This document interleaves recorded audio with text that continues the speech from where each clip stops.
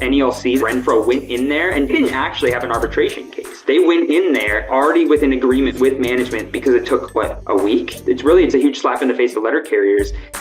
Which side are you on? Which side are you on? Tyler Vasseur is a member and steward of the National Association of Letter Carriers Branch 9 in Minneapolis, Minnesota, as well as the coordinating committee chair for Build a Fighting NALC, the reform caucus within the National Association of Letter Carriers. He is also our next guest on the Valley Labor Report. Tyler, welcome to the program. Hi, Jacob. It's good to be here. Great to have you back. Really appreciate your time. Obviously, lots of federal union news, certainly not least of which is the news about the arbitration award from Arbitrator Nolan between the Letter Carriers Union and the Postal Service. We're going to talk about that, and we're going to try to break down the arbitration award. But before we do that, only basically a few hours prior, it was a couple of days prior to the award coming out, there was a lot of rallies across the country, including here in Alabama, in Montgomery, on March 23rd, where letter carriers across the country were coming out and doing rallies, in particular around the idea of fighting privatization and fighting kind of the Dojification of the Postal Service. From your point of view, can you talk to us about those rallies and how you feel like what came out of those rallies? Yeah, I mean, there's lots of positive and negative aspects to these rallies that happened. But before I get into all of that, I just want to start with saying this was, as far as I can tell, I've been at the post office since 2018. This is definitely the biggest mobilization, nationally coordinated mobilization of NALC members since I've been a member of NALC and working at the post office as a letter carrier since 2018. But from what I've been able to sort of research a little bit, to me, I think this is the biggest mobilization of NALC members in a nationally coordinated way that's happened in over a decade since the fight to preserve the six-day delivery campaign, which happened, I think, in 2013 when I was still in high school. And it was over 200 rallies across the entire country. As from what I could find from pictures, dozens of those rallies, many of those were a couple dozen people standing alongside a busy road with signs. Maybe they had a speaker, maybe they didn't, but they just kind of got honks from people. That's good for what it is, but dozens of those rallies, based on the photos that I saw, had hundreds of people, anywhere from 100 to in Minneapolis. In Minneapolis and St. Paul, we had a rally at the state capitol. We had about 500. I saw, 300, 400, 500 out in Los Angeles, a couple hundred out in Seattle, Portland. Chicago had a couple hundred, and a number of other places. I won't just say the whole list. So that is, while we would like to have, obviously, thousands of members out and community supporters out for this sort of thing, the fact that we haven't had a mobilization like this or an organization like this in over a decade, this is a small but a very important step forward. And I'll just say, I think there was a big missed opportunity from the national leadership to not just talk about privatization and fighting privatization, but also to link that fight to the fight for a strong contract. Now, because you can't talk about, we had a BFN Zoom meeting the week before the March 23rd rallies, and you can't just talk about saving the post office. A lot of people reported at the BFN Zoom meeting, when some coworkers saying, well, what could be so bad about privatization? It's currently such a bad place to work in many places, low wages, getting overworked, mandatory overtime, harassment from management, all these sorts of things. And so what BFN argued was that we should absolutely fight against privatization, but we also need to fight for the kind of postal service that works both for postal workers and the communities that we serve. And so that was obviously a big missed opportunity from leadership, but it was also a missed opportunity, I think, on the part of the broader reform movement. And, I think this isn't just to lob some pot shots. This is to, I think, be honest. There's not just BFN, but there's a couple of reform slates running for leadership, CLC and Cariff, Mike Cariff. And, I think we need to be able to have discussions and debates about the right way forward within the reform movement in order to, just like within the union, we have to be able to debate these things. And I think it was a missed opportunity. As far as I could see, both CLC and CARIF did not release a single statement or really help push forward the ideas that BFN was arguing for about we should build these March 23rd rallies, and we should link the fight against privatization to the fight for a strong contract. Instead, I think there were CLC members and supporters of CARIF who participated in these rallies, but it wasn't done in a coordinated way. And if the entire reform movement had come out with this messaging, not just BFN, but the entire reform movement, we would have been able to, I think, really counter the messaging that leadership was pushing, which they were saying, don't talk about the contract, only talk about privatization, which then led, it gave all this space to Renfro to have all these rallies and try to, rectify his image. But it also meant that there's a whole layer of workers who think that privatization's a hoax, that this was just done by Renfro in order to, push through expedited arbitration. And I understand, and I might disagree with it, but I understand a rank and filer thinking that the goal of the role of leadership of the reform movement in this moment is to push back on that and try to connect these ideas for workers. Obviously there's lots of positives, lots of negatives. It's clear Renfro did use this to try to posture in arbitration for a better position. Oh, look how good we can be to help you fight privatization. But that can be true at the same time that it was important to build these March 23rd rallies, if that makes sense. And I think a lot of people, I know I'm talking to a lot of BFN members over the last week who organized and played a big role organizing these rallies in their area. They got a lot out of this. Got a lot out of the experience of not just the logistical stuff of organizing a rally, but also to see that our ideas are popular amongst the letter carriers, amongst the broader labor movement, amongst public support. And I think these sorts of public actions, even something as small as a rally, can be really important for members of the union because it can show them that the union is more than just grievances. The union is a force that can be out in the streets, that can be fighting for these big ideas. I don't know if you have any thoughts on that. I've been monologuing here for a minute. I do. I have a lot of thoughts on that. And that's interesting so you're saying, that there was explicit direction from leadership to not discuss the contract during these rallies. Yes. Yeah. They were explicitly saying, do not talk about the contract. You can't bring up two ideas as if they are not connected. Wow. Right. That is wild. That is honestly a little bit shocking. It is not surprising that, they would want the focus to be on privatization. And I want to talk about you. I want to talk to you later on in our conversation actually about that idea, because I've been sitting and thinking and despairing and, but about the idea of is it actually, is it the more strategic thing? And like you said, the debates, like let's have the debate. Let's talk about it. And I want to do that. But I've had the thought, is it the more strategic thing at this point? The award has come down to put it behind, to put that behind us, look towards 2026 and fight privatization and build a strong union for a strong contract in 2026. Is that actually the more strategic move? And I think, and I just want to foot stomp on the idea about having debates, because this is something that we've been seeing. I've been seeing some willingness to engage in debates from some of left labor in outlets like Jacobin and in these Times and Labor Notes, but there is a very, very big aversion to the idea of debating in public and airing our dirty laundry and talking about disagreements on strategy.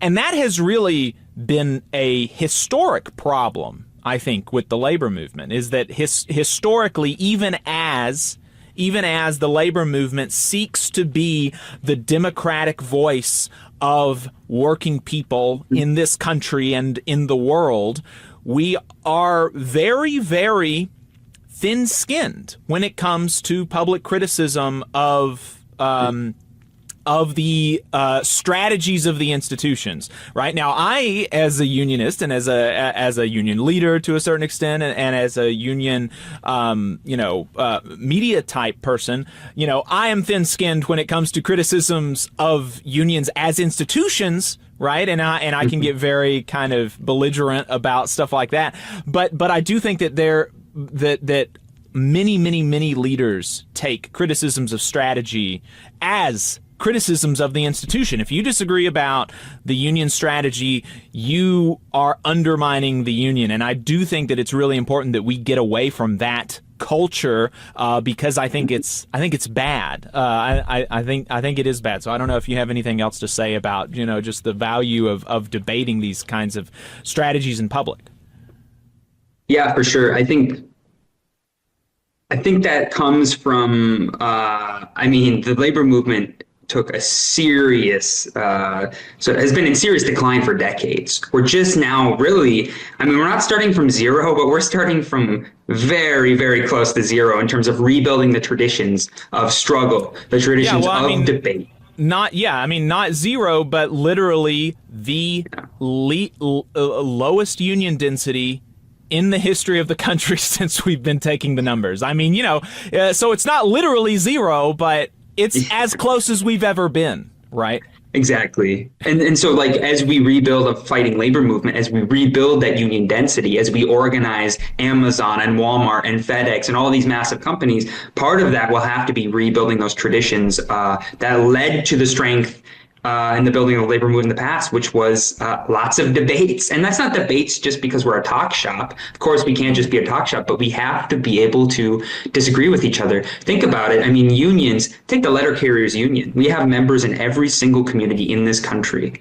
We have people who voted for Trump. We have people who voted for Harris. We have people who voted for a Green Party. We have people who didn't vote. We have people who, all different religions and ethnicities and life experiences. Of course, it's natural that there's going to be a discussion and debate about what the best way forward for the union is. It's healthy, especially if it's structured. And so I think that's just another part of rebuilding the traditions that we're in. And just to talk about that for a second, in terms of, not to get too far off topic, but to get back to what you said about, you were asking if leadership actually had come out and told people only to talk about the contract. Yes, they did. And in fact, there was only to talk about a business agent on the just about privatization. There was a business agent on the East Coast that told the BFN chapter in Boston that said, if you bring up the right to strike, which is a legally protected thing, you can advocate for the right to strike. That's a First Amendment protected speech. There's court cases in 1969. NALC brought USPS to court and proved that we have the right to advocate for the right to strike. The business agent out there told them, if you bring up the right to strike in your speeches, that you will be fired, handcuffed, and brought to jail first thing Monday morning. That's what they were told, and they were under a lot of pressure, and so they didn't bring it up at their rally, and that's not their fault. They were under a lot of pressure. You got to deal with a lot of things. Concessions need to be given every once in a while, but this is just to show how far I think sections of the national leadership are willing to go in order to try to clamp down on not just talking about the contract, but these broader issues that BFN is kind of forcing into the conversation within the union.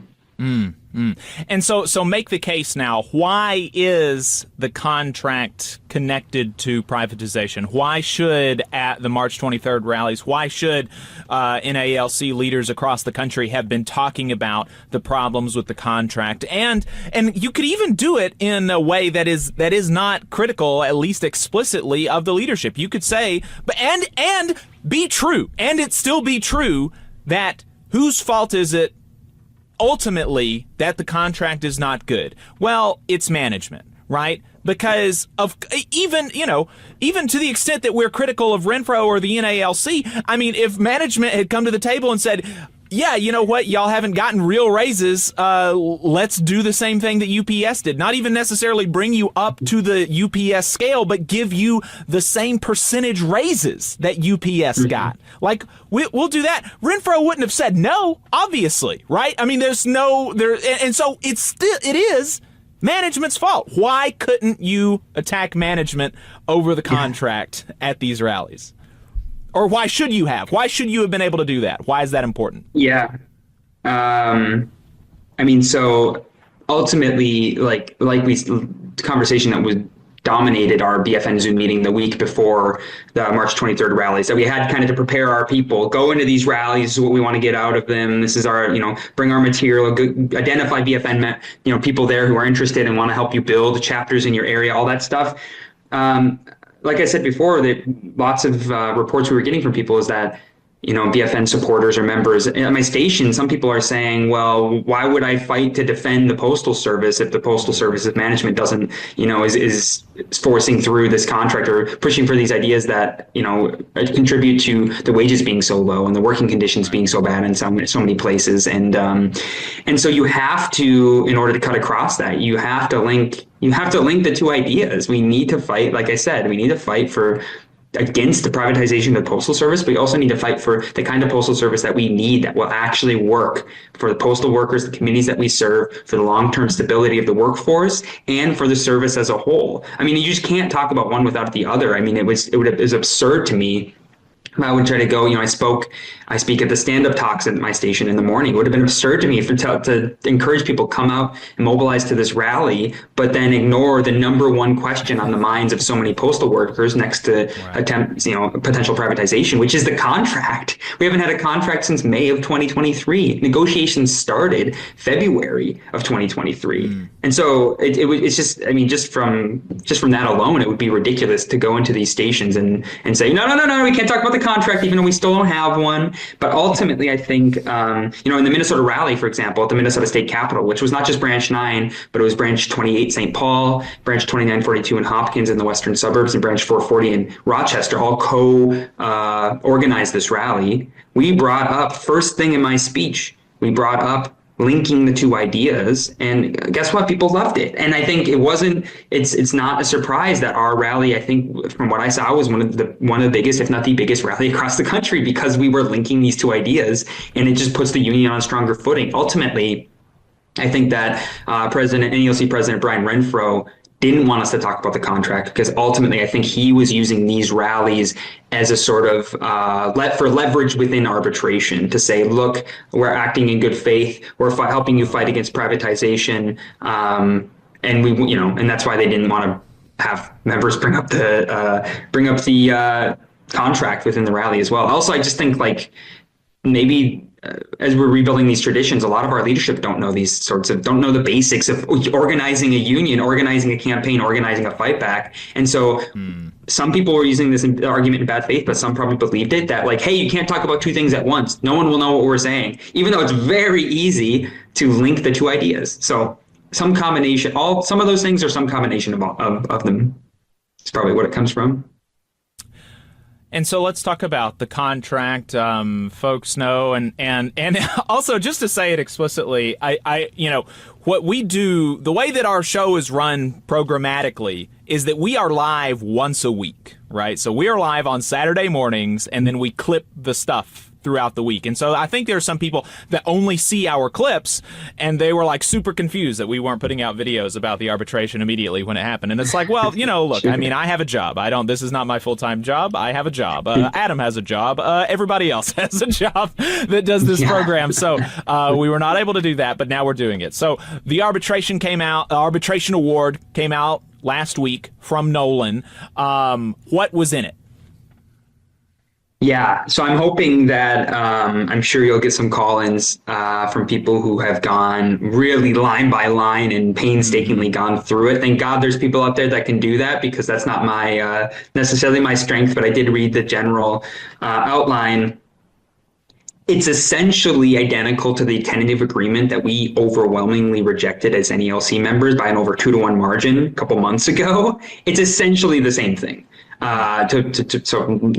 To put it that way, rather than the general wage increase of 1.3%, 1.3%, 1.3% over the 3-year life of the contract, it's 1.3, 1.4, and 1.5. So if that's not a slap in the face, I don't know what is. It amounts to a few cents extra an hour for the general wage increases. It's not super clear to me, but from what I've seen, it sounds like all of the work rule changes that were in the tentative agreement that we rejected overwhelmingly were in this arbitration award. And so the biggest things, there's lots of things to go through, but the biggest things to me are some of the mechanisms that are in there in order to speed up our work, push more work on fewer workers as of their way of trying to cut costs. And so one of the biggest things is like 1 hour office time, which is like, you only get 1 hour to organize your mail and route in the morning, and load up your truck and get out to your route. What that means is that they want to make the routes longer. They want you to have less time in the office and be out on the routes longer, which means you're in the elements longer, you're walking longer, it's more wear and tear on the body. But that's one of the biggest ones. I can tell you, only on the lightest days possible is it possible for me to organize my route and get out in an hour. And so the fact, if it's true that is in this agreement, I mean, that is a huge give back and a huge concession. Ultimately, this contract is a huge, this arbitration award is a huge slap in the face to letter carriers. And it doesn't matter that it was an expedited arbitration process because of the fears of privatization and wanting to get it done quickly. It's clear that NALC, that Renfro went in there and they didn't actually have an arbitration case. They went in there with already with an agreement with management saying, this is what we want the arbitration decision to be, because it took a week. Is that right? It started on Monday and they had the decision by Friday. They released the decision on the next Monday morning. And so, I mean, it's a huge slap in the face to letter carriers. Hey, 5 seconds. Just wanted to say that this is only possible because of our donors. If you want to see more of this, then consider donating yourself at tvlr.fm/donate. So why do you think Nolan did not move more towards the union position? Because it really does seem to me that it's just not, even from a business case, defensible. Just the salary and the pay scale in and of itself. It does not seem to me to be defensible from a business case. If you want the Postal Service to succeed, you need to pay people well. You need to have a job where you don't hear any stories about people being homeless. That's kind of like a bare minimum sort of thing. We don't want homeless people, or we don't want folks working this job ending up without a home, right? That should not be. For the business case of the Postal Service, we want the Postal Service to succeed. And so why do you think that Nolan did not move any further towards where the members obviously were? I mean, ultimately, your guess is as good as mine, but ultimately I think it was because they went into the arbitration, both management and union, hand in hand, saying, our union leadership, Renfro in particular, hand in hand saying, this is what we want the contract to be. Let's get this handled. Let's get this settled right away. I think that is ultimately what it comes down to. But there's a couple other things. I mean, over the last 6 months, Renfro was using essentially management talking points that was shooting us in the foot before arbitration even started, saying, when he was trying to sell the tentative agreement, saying, look at all the money the Postal Service is losing. This is as best as we can do. The money needs to come from somewhere. And so, using all these sorts of management talking points. And so that played a role. I think in general, it's the general pressure of the moment under Trump of the precarious footing for unions, the precarious sort of position that collective bargaining as a whole is under, and the attacks on collective bargaining from the Trump-Musk administration. I mean, that guy's basically the vice president at this point. But I think all of these things kind of combined, that general pressure of the moment, I think, made the arbitrator probably more likely to say, yeah, let's get this handled. Let's get this settled right away. Who cares about the members of the union? Right. It's my take, at least. And so, I think you already said it basically, but the BFN position on, is this better, worse, or the same as the TA? The BFN position is that it's basically the same. Your position is that it's basically the same as the TA. Yeah, I mean, there's not many differences between this and the TA that we've voted down as members of NALC. Right. And so how are folks reacting to this? From what I've seen, the reaction, and maybe it's just because some other news has come out so quickly after that, and that has kind of taken over in my feed. But it does seem to me that the reaction to this was a little bit more muted than the reaction to the TA announcement. Is that correct in your view? And if not, what are you seeing? Yeah, I think it's based on conversations I've had over the last week. It kind of is a little, it's a little different everywhere. I had reports from people from stations in Southern California where there was immense anger. Now, this is also an area where the union is not very strong, not very proactive. It's also a high cost of living place.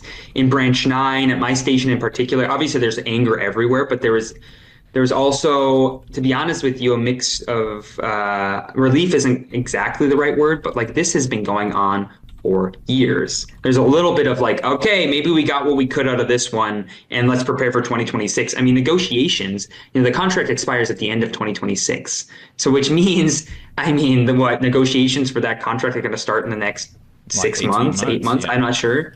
Yeah. And so I think there's a little bit of, it's a mixture of anger. There's also a little bit of resignation. Yep. See, this is what always happens. Some people have lived there and worked their entire career as letter carriers, as members of NALC, and have come to expect something like this. You're never going to get a good contract. It's always going to be just something like this. I told you so, or something like that. And some relief. Okay, thank God. Let me just get my back pay. Let's fight for more next time. Some version of all of those, but I think the anger is there, mixed with some just relief. Let me get my back pay, all the money that I was owed over the last 2 years. That sort of thing. And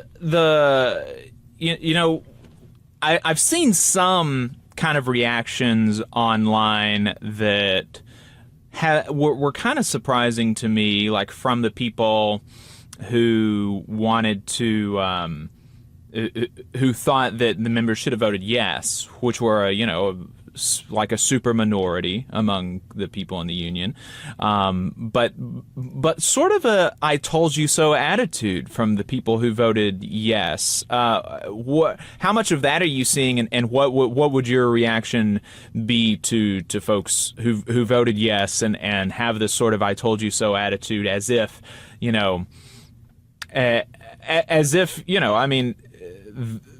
you didn't at least get, you stayed the same. It's not like things got any worse, and you got like a few more cents on the back end. So, I was kind of confused by that.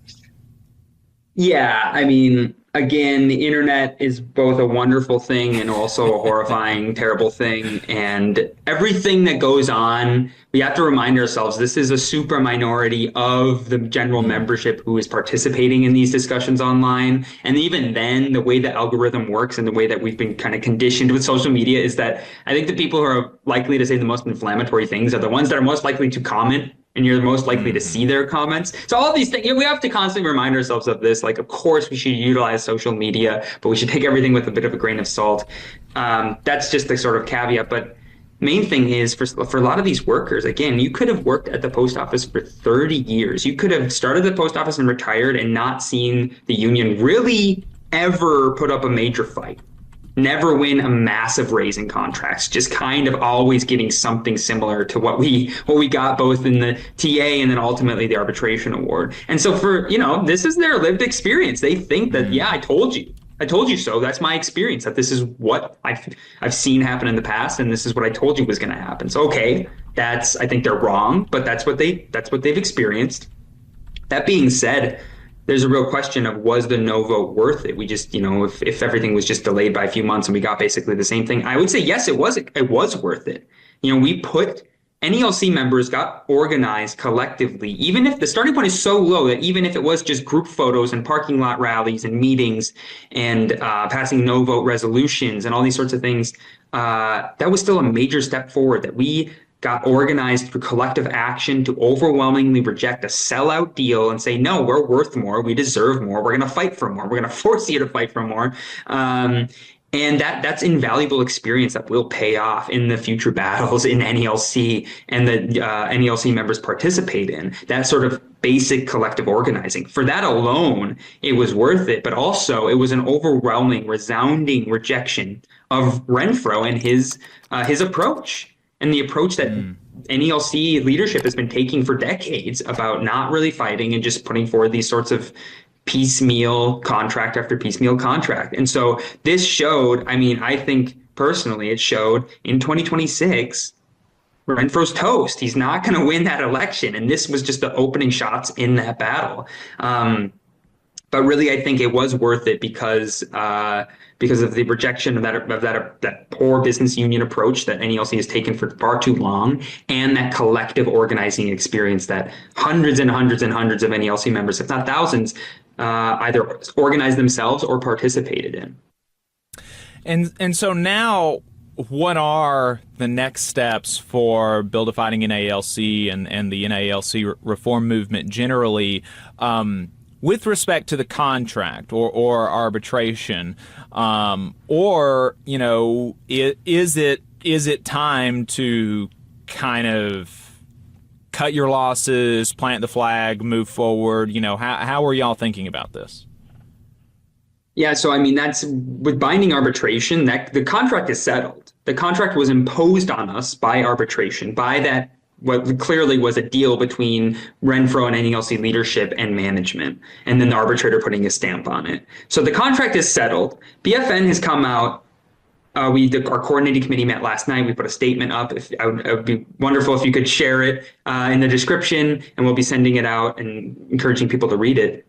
BFN, the coordinating committee has come out, the national leadership of BFN has come out and said, we are firmly opposed to binding arbitration and around the contract. We're opposed to any process that does not give workers, does not give union members the final say, the final vote on our contract.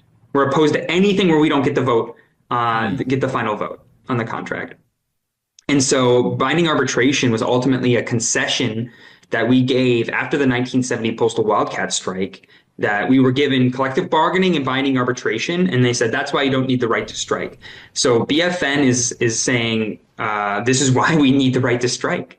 This whole sham process shows why any other union that had the right to strike in that moment would have voted down that sellout deal and prepared to organize a strike to fight for more. So that's where BFN's at in terms of all of that. But ultimately, we obviously are prepared to try to move into action if there's any attempt to move towards privatization or to outright privatize the Postal Service. But this is really a moment where BFN, we've been in basically an all-out sprint for the last 6 to 8 months, going into the NALC convention, coming out of the convention, organizing October 14th rallies, the no vote campaign, the March 23rd rallies. We've had very little breathing room. We've had meetings in between, but now is the time to consolidate our gains. We've got chapters starting or in the process of starting in around a dozen places, with many more people interested but not sure where to start. We want to consolidate on our gains over the last 6 months to a year. And ultimately, our structures need to catch up to where we're at as a reform caucus politically, you know, our basis, our foundation. And I think we made the right choice. You know, we had to say we need to build a firm foundation. What do we stand for? What are we opposed to? What do we stand for? And how do we want to fight for that? And now is the time that our structures need to catch up to that. And so we're moving towards, you know, professionalizing more our social media, officially filing to as a 501c3 or something like that, so that we can open up a bank account and start to get, you know, finances to pay for the things that we're doing, like the Zoom meetings and picket signs and whatever else. Right now, we just fundraise as we need it. And to professionalize some of our work, to do more education, to read books like Undelivered by Philip Rubio, to learn the history of our union, read books like No Shortcuts by Jane McAlevey, and really draw out these lessons that we experienced firsthand as members of this caucus over the last 6 months to a year, and then really now study them and build up our structures more and move towards a real founding convention for the caucus. Unfortunately, it will have to be on Zoom this first time around, but we're planning on doing one in person for our second convention, but really do a founding convention where we can officially vote on the national leadership, vote on our program, and vote on a priorities document about what do we want to get done in the next 6 months to a year, and really start the campaign, launch the campaign to start the fight for the right to strike. As we head towards the 2026 convention, where I can imagine there'll be a showdown or two on the convention floor over some resolutions on the right to strike and a number of other democratic internal reforms that we're looking towards.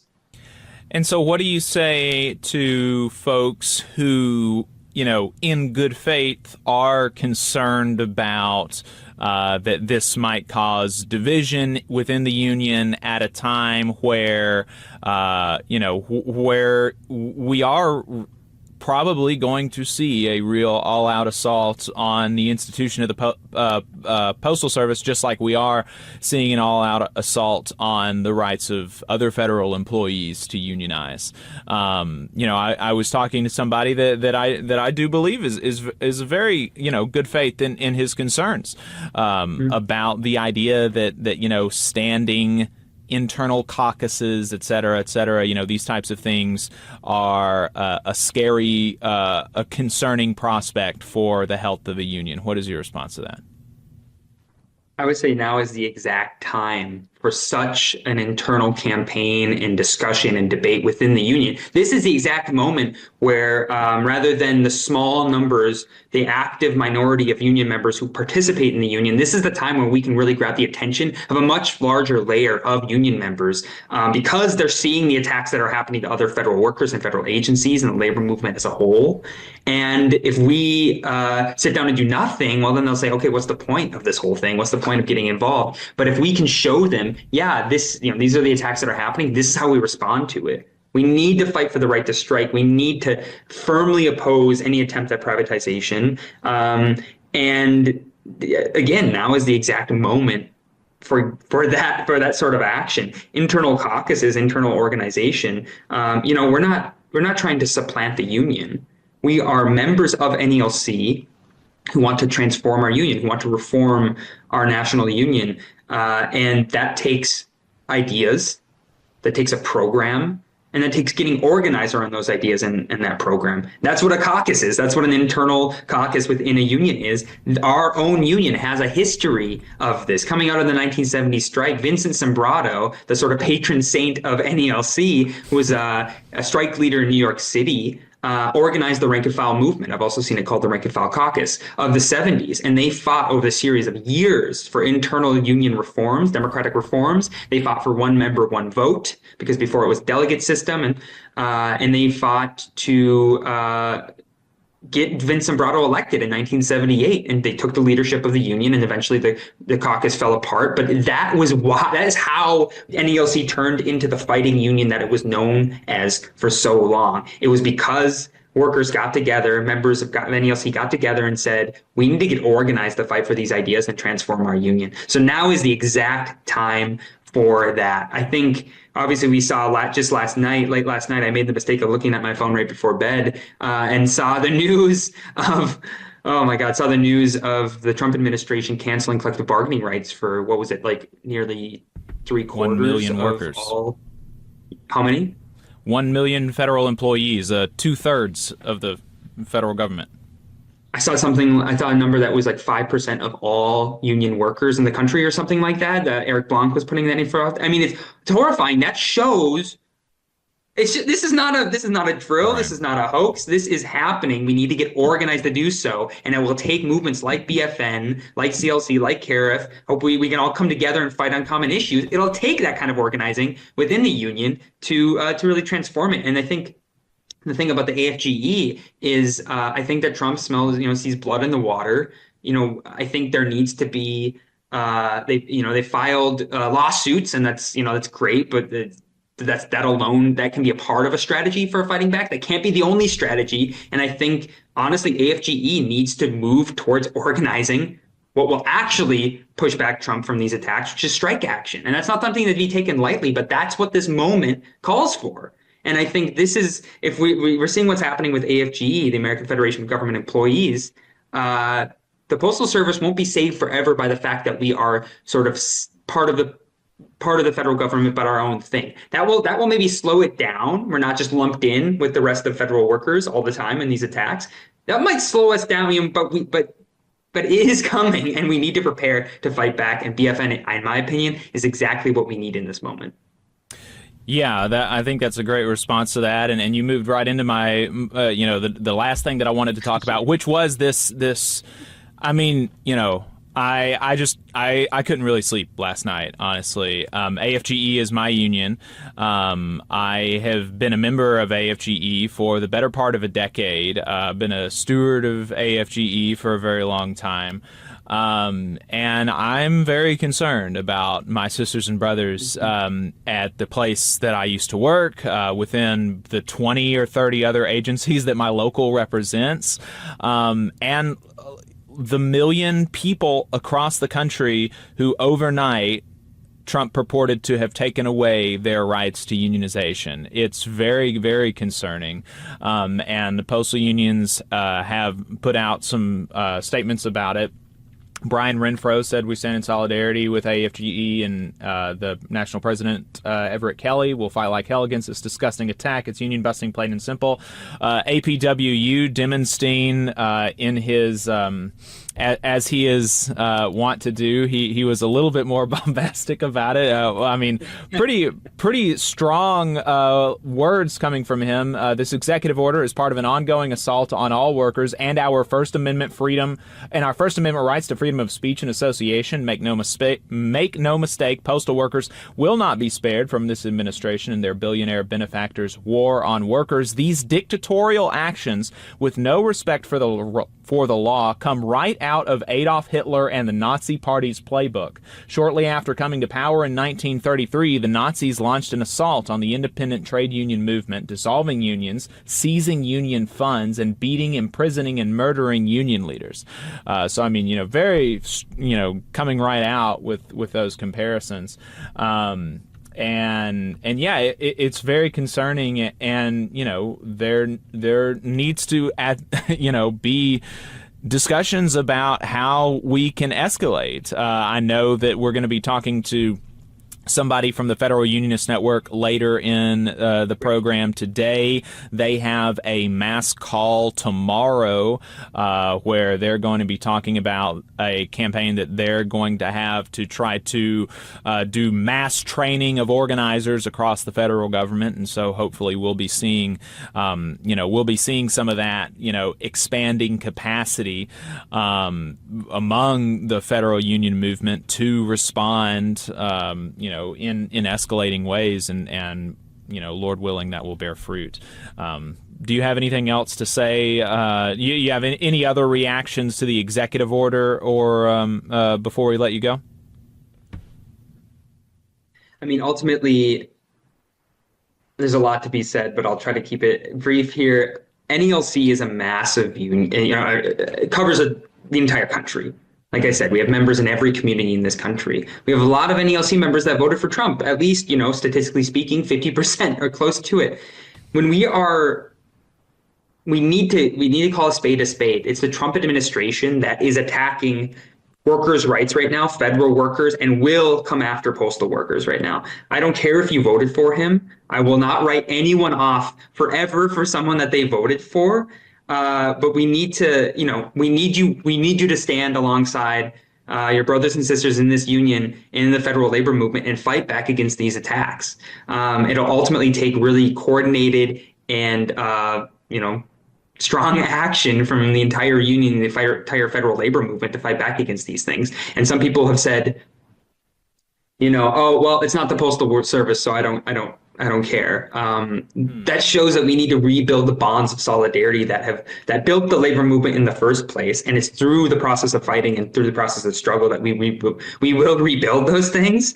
Unfortunately, it'll take, I think, attacks on the Postal Service directly for, I think, a majority or,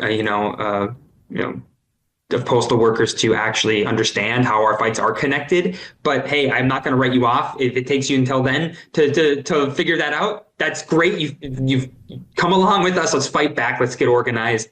And I just want to encourage people to once an executive order, BFN is called for, once an executive order is released, that unions can call special meetings outside of their regularly scheduled general membership meetings, can call special meetings to discuss how to fight back against this. And we encourage every branch leader who's listening to, or has read our material to call those special meetings when the executive order comes out. And so we can discuss as a union how we want to fight back. And in places where your leadership is not doing that, there is usually some provisions in bylaws like to collect a certain number of signatures in order to call a special meeting. And so we encourage people to do that, and that is the place where we can discuss as a union, as a mass, how to fight back against this stuff.